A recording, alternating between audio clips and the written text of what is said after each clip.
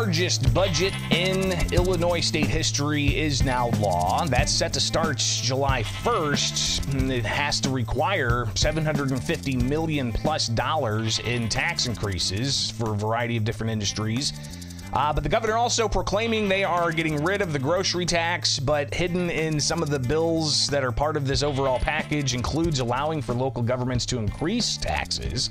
Everything from a bond authorization bill that allows for school boards to increase taxes on property without a referendum to local governments, municipalities allowed to increase the grocery tax back up and even increase other sales taxes without referendum.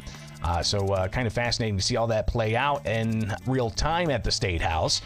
And as a reporter, watching this from afar, sometimes we feel in the dark, but it's always good to hear from those who are on the ground as well in the capacity of being an elected official to see how they are, treated in the space of getting information about these things. So with Bishop on air, appreciate you guys being here. Like, subscribe, hit that notification bell, and let's talk with Republican State Senator Jason Plummer this morning about that, about the budget and a few other things that happened at the State House before they wrapped up spring session. Senator, thanks for taking time. How are you doing this morning? I'm doing well, Greg. How are you? Good. All right. So as I said, as a reporter, we're always scrambling last minute to find out details, and then we find out hours later another bill's filed an amendment, and the details change even more. As somebody in the minority party, kind of give us a flavor for what that's like as somebody trying to represent your constituents. Well, it's pretty frustrating. It's frustrating as a member of the minority party. I would think it's also a little bit frustrating for those in the majority party who aren't necessarily, completely read in on everything. The budget is obviously a significant piece of legislation for us each spring, and it's very impactful on the people of Illinois. And to not have a real transparent process where the budget can be, thoroughly vetted is troubling, and it's frustrating. Obviously, we've had a lot of problems with our budgets, and we've got a lot of problems throughout the state from how we decide to allocate the budget. And I think a more transparent process would lead to better results. So when it comes to that process, obviously you got budget negotiators, the governor's office with Democrats and some Republicans involved. Is this something that can be done in March? Is this something that can be done in April? Why is it always seem that there's a last minute pressure campaign where things happen at 11 o'clock at night, or in the case in the House at 4:30 in the morning? What drives that? Well, I think it's largely intentional, right? We obviously have some deadlines that we have to honor. And if you can kind of hold those deadlines over folks' head, they know ultimately they have to pull the trigger, right? So if you start the process in March, if you start the process in April, that's going to lead to more questions. That's going to lead to hearings. That's going to lead to transparency. And the last thing that this governor and the majority party in the legislature wants when it comes to the budget is transparency. I would also highlight too. We have budget leads. This Republican Senate caucus, Chapin Rose, Don DeWitt, others do a phenomenal job for us. But to pretend that they're as engaged as they should be is probably window dressing. The reality is the Republican representatives are kept at a certain distance, and frankly, many of the Democrats are as well. The budget is treated in Springfield much like the formula that Coca-Cola is treated in Atlanta. It's top secret, and very few people know what the real recipe is. The reality is a longer process that has more eyes and more ears and more people involved would lead to a better outcome for the people of Illinois. And unfortunately, when the budget's being put together, the people of Illinois aren't necessarily the priority. $53.1 billion in state funds. When you wrap in federal tax dollars, it's $125 billion. We've now had a couple of weeks here to digest this. What are some of the things you see in the budget that are good? What are some of the things you see in the budget that you might think are egregious? Well, there's really three things I'd highlight with the budget, and these are kind of more macro level things, but it kind of goes to the broader conversation of how the budget's put together. Obviously, spending's up dramatically. Under this governor, I think we're up about 32%. And a lot of states have seen an increase in spending, some of it dramatic the last few years, largely driven by um, uh, the COVID dollars from the federal government and the results of inflation. We're seeing tax revenues that, are abnormal, and we should not be able to rely on those going forward at certain levels.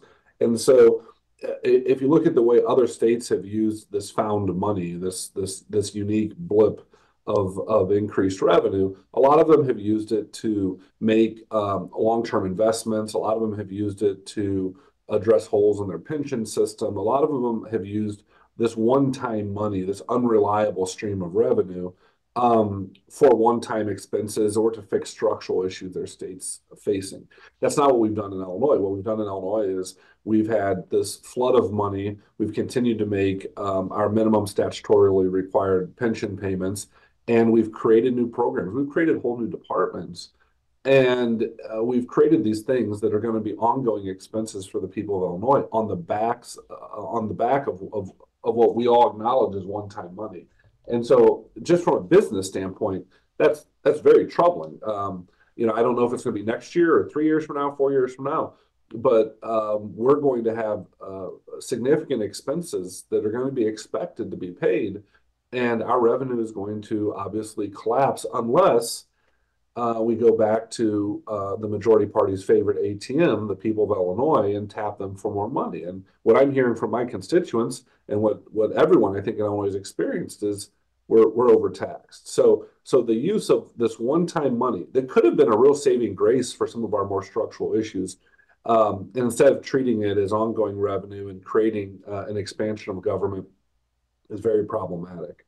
The second thing I'd like to highlight, and I discussed this very briefly on the floor of the Senate too, is the in the Senate the lead on the budget on the Democrat side referenced every expenditure as an investment, right? And theoretically, you can make that argument. The problem is, though, we can call them investments, but just spending money is not investing money. When you invest, as I said on the Senate floor, you measure the results. And for us to continue to just dump more and more money into programs that are not achieving the results that we all would like to see, that should cause a pause. That should cause a recalibration. That should cause an analysis of how well we're spending money. And we all know Illinois has some significant headwinds economically. You look at our performance of jobs, outmigration, business startups, the unemployment rate. If you look at the education results we're seeing in certain places, we've got real issues. I continue to see this mindset that spending money is investment, and that's just not how it works.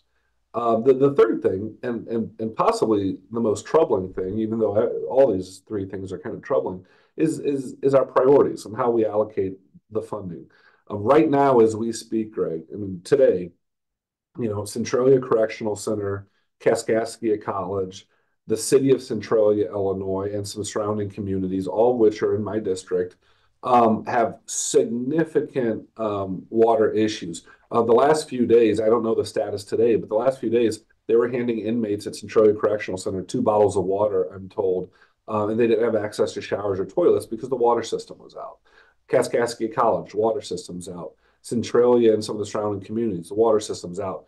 And we've been begging the governor's office to address some of these issues. And, we can't find money for that. We can't find money for the capital expenditure needs of Murray Center. We can't find money to pay the folks who take care of the most vulnerable Illinoisans in the developmentally disabled community, really a wage that makes sense for them. But you look at the programs we are able to fund. You look at the money that we spend on some of these other things, and it's like, what are our real priorities? And across the state, I think we should be looking at DCFS. We should be looking at the developmentally disabled community, and we should be looking at the infrastructure that makes Illinois run.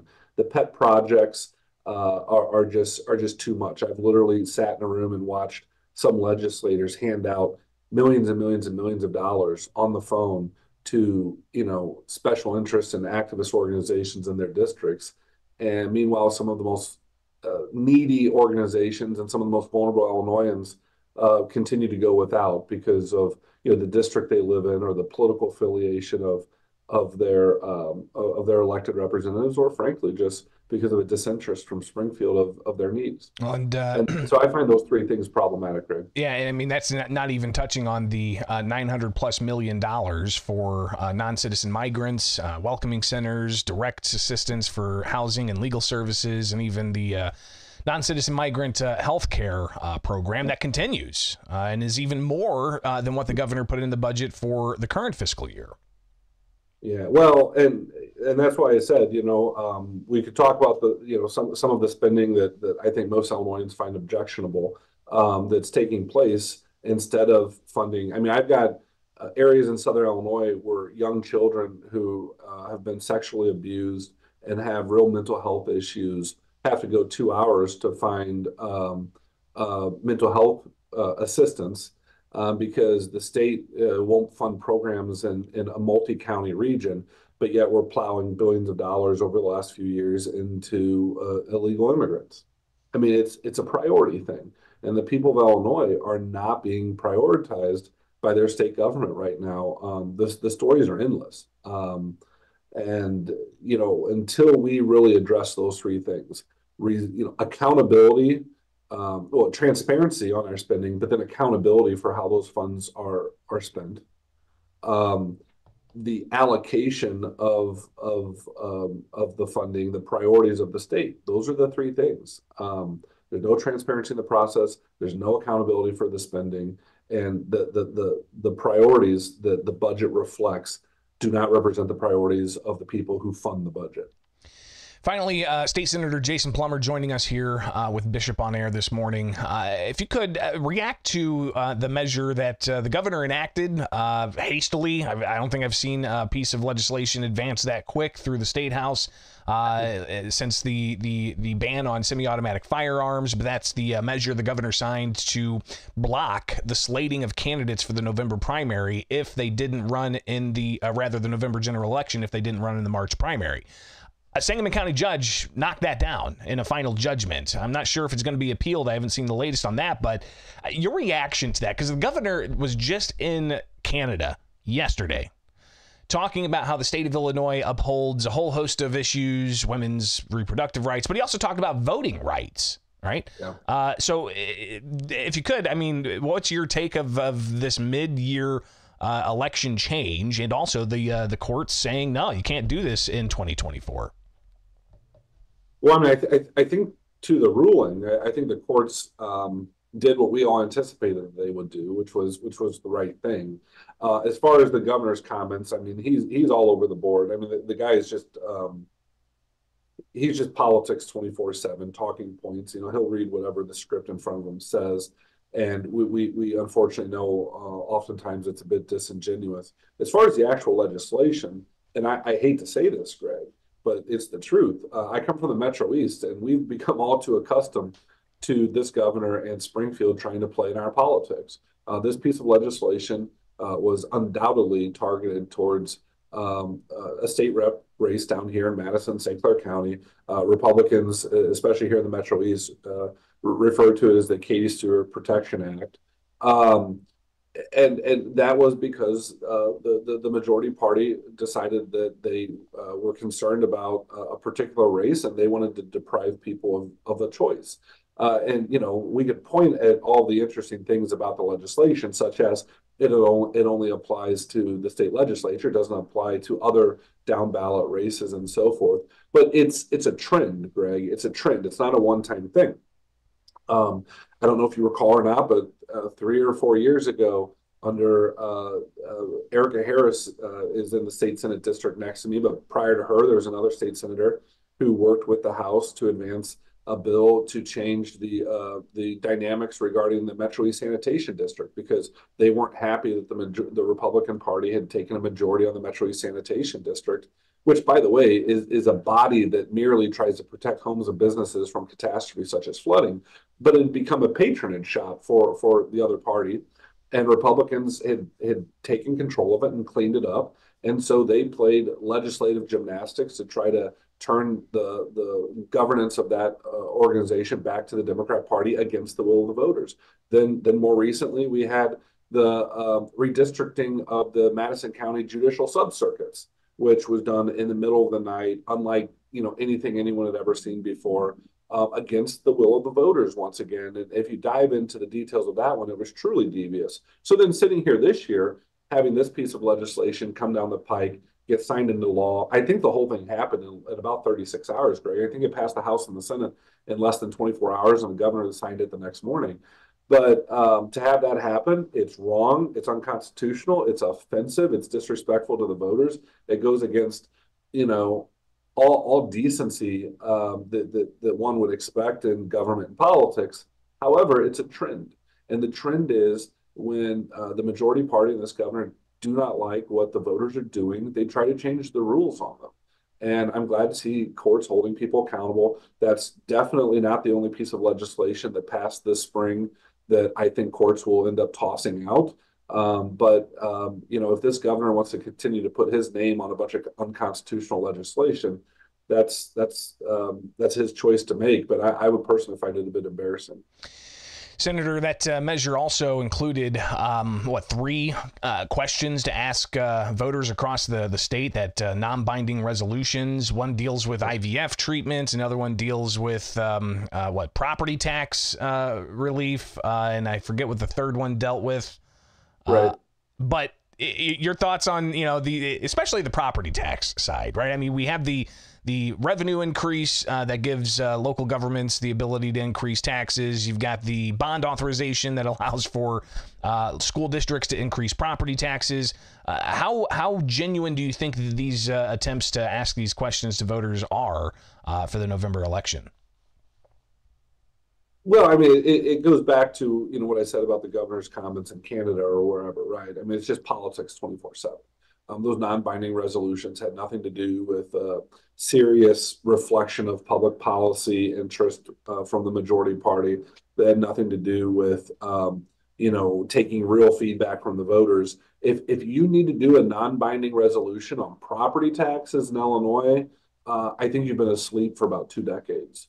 The reality is that's just the majority party playing politics with the electoral process, trying to sway voters, and they shouldn't be using government resources to do that. And on top of that, I of course would highlight the fact that I think we're only allowed 3 non-binding resolutions, and they tried to fill the slate with kind of their pet projects to deny grassroots organizations and voters the opportunity to put their own non-binding resolutions on the ballot. So again, it's a lack of seriousness, and it's disrespectful to the voters, especially considering the real problems they're facing in the state. And I wish that we would have a higher level of maturity operating state government here in Illinois.